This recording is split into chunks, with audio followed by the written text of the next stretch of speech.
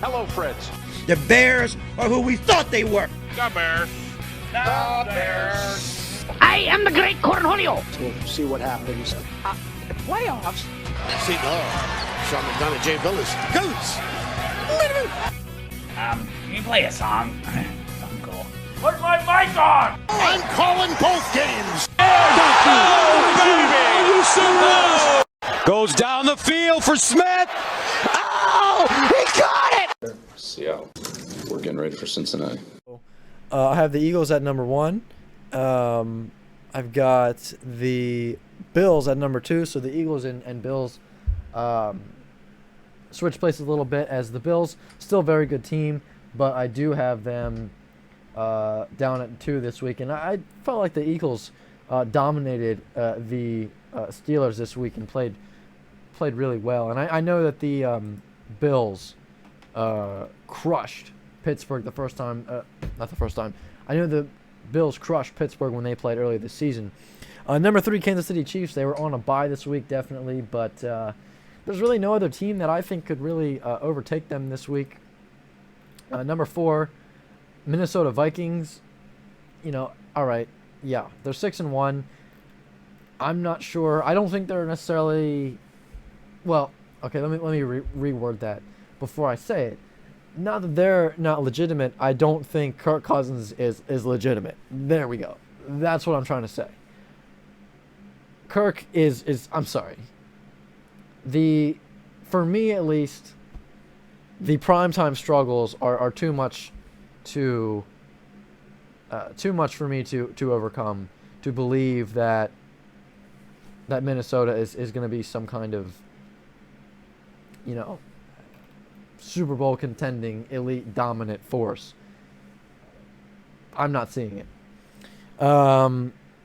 Number 5, Dallas Cowboys. They've had some decent games as of late. They played a good game against the Lions and Bears, and that's my issue, is that, people will say so much about people say a lot about how bad the Eagles' schedule is and how easy their schedule is. And for me, it's kind of funny because wait, Cowboys fans, let me get this straight. You realize that you are in the same division as the Eagles, right? So what that means is you have pretty much the same schedule as the Eagles. You realize that, right? So that any comment you make about how easy the Eagles' schedule is, you're basically saying about yourself. I hope you realize that, because here's the other thing. Cowboys finished first in the NFC least last year, and the Eagles were second. So it's not like the Eagles were fourth last year and they get to play all the easy teams in the same divisions that the Cowboys play. They're playing, basically the same schedule, and they're saying, "Oh, they have an easy schedule." Like, what? You play the same schedule? What do you mean it's too easy? And then they'll go and say that, "Oh, our team is for real, but you guys are not because you have the easy schedule." I'm sorry, it's just idiotic.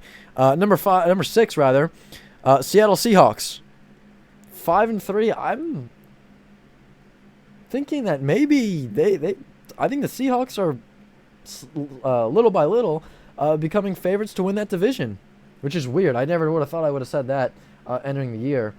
And as Tyler Lockett said, it's amazing what you can do when nobody cares about who gets the credit. Number 7, New York Giants at 6-2. That loss to Seattle just goes to show that what I said last week about the Giants not being for real and all their wins being kind of luck was, that was not a crazy thing to say. That was pretty, right on. As we have another trade here, as the Pittsburgh Steelers have traded for Washington Commanders cornerback William Jackson III, and the two teams will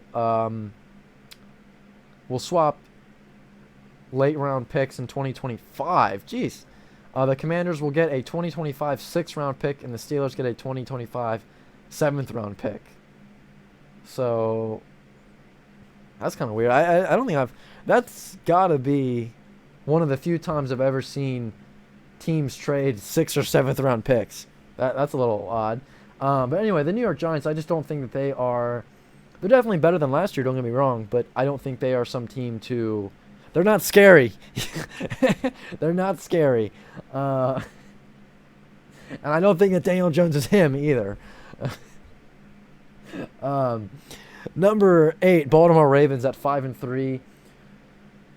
If they can ever be healthy, if they can ever be 100% healthy, I think they might be kind of a dark horse, long playoff run team. But right now, that's just not where they are right now. There's definitely some work to be done. Their offensive play calling is not very good. Their common sense decision making skills are down the toilet, and they're injured. Surprise, surprise. Number 9, San Francisco 49ers at 4-4. They are a team that is week to week. They're not consistent whatsoever, and I think the issue I have with them is they're kind of the reverse Cincinnati Bengals, where they play really good in their division, in their divisional matchups, but when they, this is like the lightning round here, as the Colts just traded Nyheim Hines to the Buffalo Bills. So the Bills, wow. I know Nyheim Hines, I'm not saying is an elite running back, but to pair him with Devin Singletary in the backfield, that's pretty big. But the Niners are the reverse Bengals, where their division games they're good, and their non-division games it depends on the day. And then number 10 Miami Dolphins at 5-3, who honestly after the trades that they made, honestly probably should be up further on the list, maybe at 7 or 8, improving their defense and still with a good offense as well. So we've got about another 40 seconds here. 40 seconds here. We'll see what happens. So the Colts traded Nyheim Hines to the Buffalo Bills.